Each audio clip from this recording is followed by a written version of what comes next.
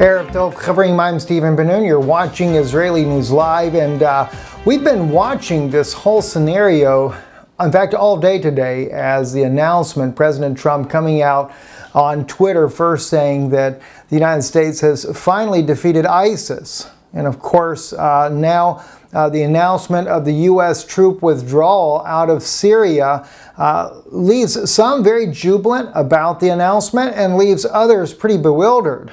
And that's something I want to kind of examine here, just here in the next few minutes here on Israeli News Live. There's a number of people speaking about it. RT says Russia wins, fury in Washington as Trump announces withdrawal from Syria. And there are a number of congressmen and senators that are really speaking out against this movement of the U.S. troops out of Syria because it leaves our allies, the Kurds, once again empty-handed with a Turkish military that is about ready to devour all the Kurds in northern and now, of course, eastern Syria. It's going to be a power grab and a vacuum that the U.S. troops will leave that will create a major vacuum in this part of the region here and will then put Syrian President Bashar al-Assad in a very peculiar situation because Russia, kind of like that of the United States, has more loyalty towards Turkey than they do Syria.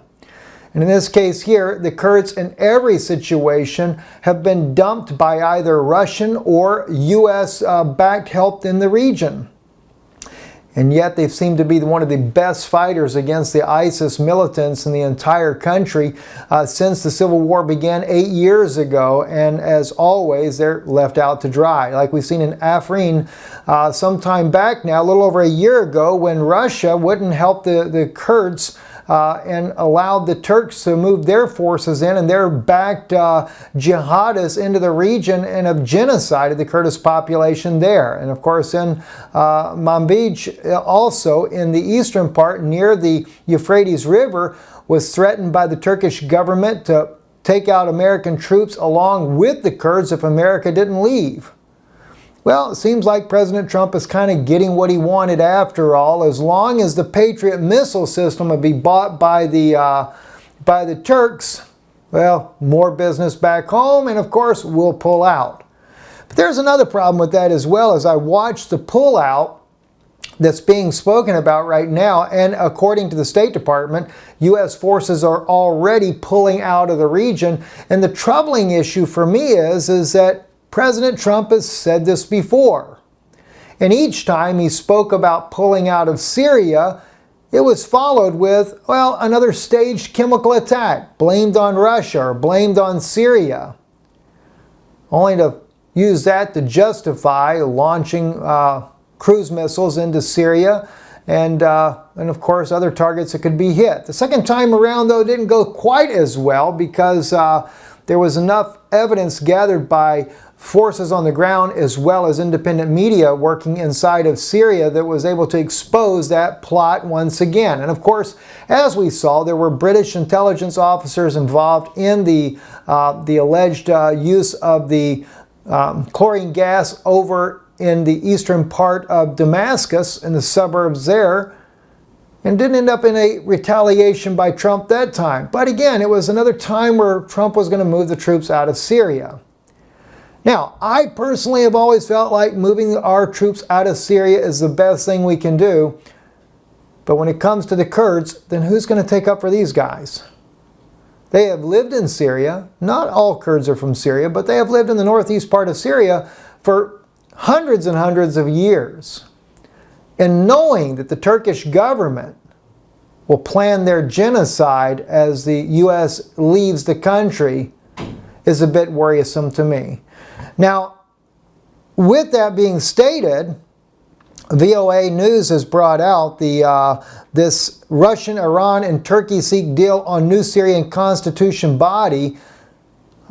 You know, I just cannot help but wonder if President Bashar al-Assad, if he's just the pawn in the game here for these three not superpowers, but Eastern powers in Russia and Iran and Turkey, or what's the deal here? It says Turkey President Recep Tayyip Erdogan right, Russia President Vladimir Putin's center, and Iran's President Hassan Rouhani are seen at a news conference following their talks on Syria. In Russia, Black Sea resort of Sochi on November the 22nd, 2017. Now, Russia and Iran and Turkey are close to an agreement on a composition of a Syrian Constitution Committee that could pave the way for drafting a new charter followed by elections, diplomats said on Monday. And of course, Erdogan always gives these false statements like, we would accept Bashar al-Assad as long as the people democratically elect him. The people have over and over and over democratically elected Bashar al-Assad to be their president. In fact, he has been the only voice in Syria that has stood for the Christian community,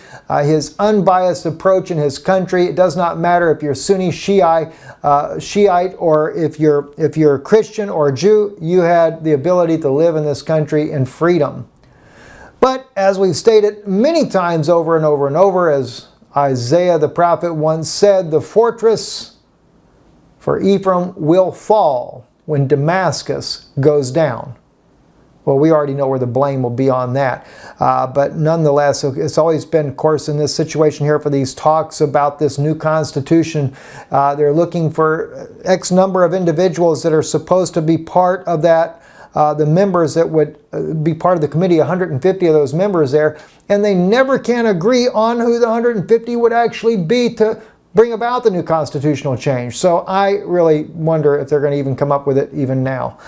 But I cannot help, though, that perhaps the U.S. pullout of troops, and of course our troop numbers are alleged to be about 2,000. I wouldn't doubt if it's more. But could we be pulling our troops out more so for another strategic move in the region? Well, not too far from the region, I might add, and that would be over to Europe. As we know, the Russian Insight says officially Ukraine plans another naval foray in the Sea of Azov, and they are asking not only for NATO warships to accompany them as they try to go through the Kerch Strait there, where the Kerch Bridge that Russia built to connect Crimea to the mainland Russia. But at the same time, they're asking if they can't get that, they would at least like to have some officials from different nations to accompany them on their military ships. That way they figure that Russia won't board their ships and overtake them. Well, Russia's not playing games when it comes to that issue. It says Russia not increasing military presence in the Azov Sea, according to the Foreign Ministry. But, as Russia clearly has stated, there's a problem here. And as they noted, and as we've noted here as well on Israeli News Live, time and time again and everything, from the very beginning of the construction of the Kerch Bridge, the Ukrainian government, the officials, the President Poroshenko, they have all spoke about destroying this bridge. So Russia, according to the Sputnik News here, says that they're always keeping that presence there. Maria Zakharova, the spokeswoman for the Foreign Ministry, stated here, Russia is not increasing its military presence in the Sea of Azov. There are no Russian naval bases there. The forces that are there are used to guard the Crimean Bridge. I remind you that from the very beginning of the statements about this infrastructure facility construction plans, we have heard direct calls by Ukrainian officials, politicians, security officials who obey the Kiev regime to destroy it. These forces are also used to ensure the safety of navigation, Zakharova said in a briefing. Well, let me just add one clarification in there, though. Russia does have about 6 submarines there in the Black Sea with cruise missile capabilities on board, with about 1,500-mile capability for the region. So Russia may not be increasing the extra presence for the bridge itself, but Russia does have a formidable force there. Russia has also moved in to the Sea of Azov the landing ships in the event of a Kiev provocation on the separatists on the eastern side of Ukraine. So there is trouble on the sea. Boy, that brings up biblical prophecy, doesn't it? Trouble on the sea, and it cannot be quietened. I just cannot help but wonder as I watch the movement of military forces. We know that the U.S. had recently in Germany, they had canceled some of the leave for American troops to go back home.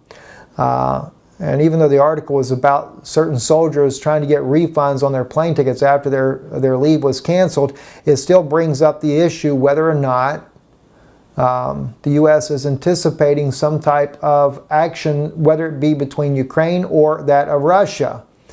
You know, Hal Turner had brought out on his broadcast, or in one of his articles there recently, stated a comment that we've spoke about many times ourselves, and that is how that President Putin has often said, if you're in a fight and you know you're about to get into a fight, best thing to do is to strike first.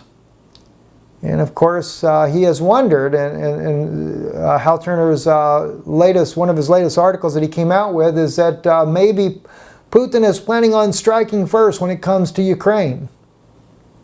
Don't know. As I said too, we have objectively looked at this, and we have seen the Ukrainian government has been building up their forces for retaking the separatist region of Donetsk, or the Donbass region on eastern Ukraine, as well as he has met with Turkey to take back Crimea a couple of years ago, that we reported that on here on Israeli News Live too. So we'll keep you guys up to date on what's going on. I am going to be speaking a little bit more in depth on some of these issues on Patreon. So those of you that want to join us over there, hopefully this afternoon we'll have that up and running for you.